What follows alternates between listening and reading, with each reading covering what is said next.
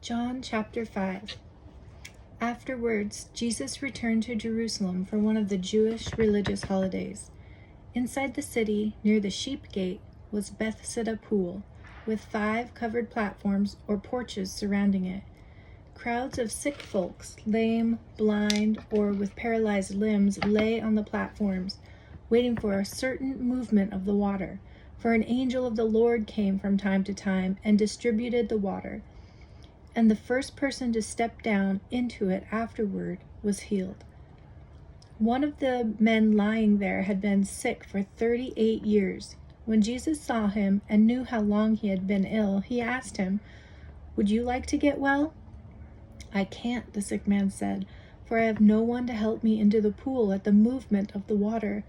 While I am trying to get there, someone always gets ahead of me." Jesus told him, "Stand up, roll up your sleeping mat, and go on home." Instantly the man was healed. He rolled up the mat and began walking.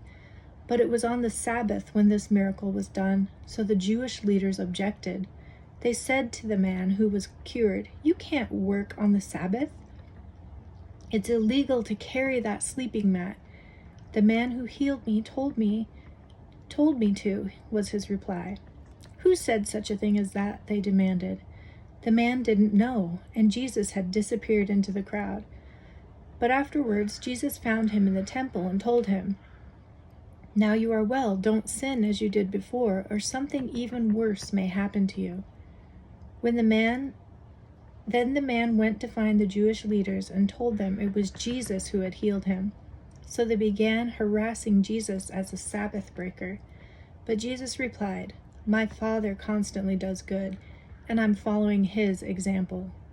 Then the Jewish leaders were all the more eager to kill him, because in addition to disobeying their Sabbath laws, he had spoken of God as his Father, thereby making himself equal to God.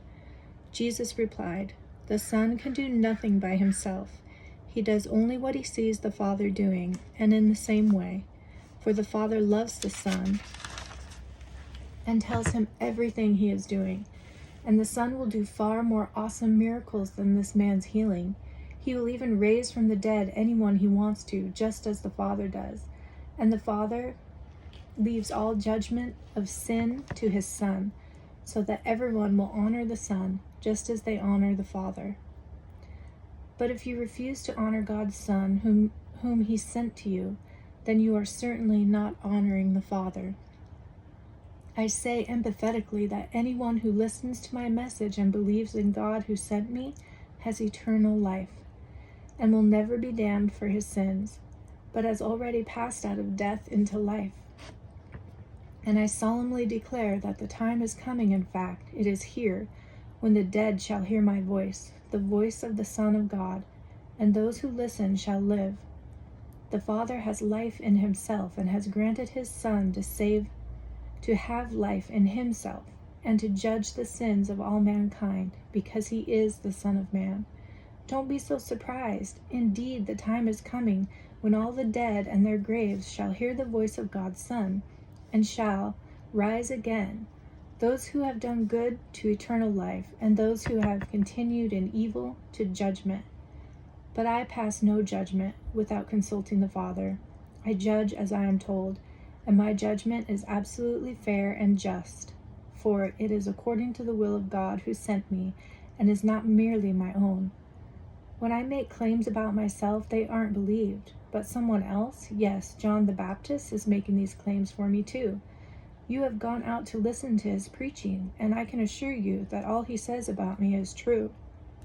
But the truest witness I have is not from a man, though I have reminded you about John's witness so that you will believe in me and be saved.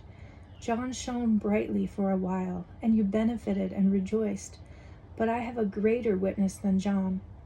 I refer to the miracles I do. These have been assigned me by the Father, and they prove that the Father has sent me.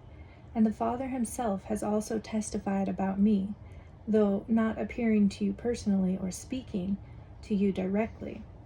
But you are not listening to him, for you refuse to believe me. the one sent to you with God's message. You search the scriptures, for you believe they give you eternal life, and the scriptures point to me. Yet you won't come to me so that I can give you this eternal life. Your approval or disapproval means nothing to me, for as I know so well, you don't have God's love within you. I know because I have come to representing my Father, and you refuse to welcome me, though you readily enough receive those who aren't sent from him, but represent only themselves. No wonder you can't believe, for you gladly honor each other, but you don't care about the honor that comes from the only true God. Yet it is not I who accuse you of all of this to the Father. Moses will. Moses, on whose laws you sent your hopes of heaven. For you have refused to believe Moses. He wrote about me, but you refused to believe him, so you refuse to believe in me. And since you don't believe what he wrote, no wonder you don't believe me either.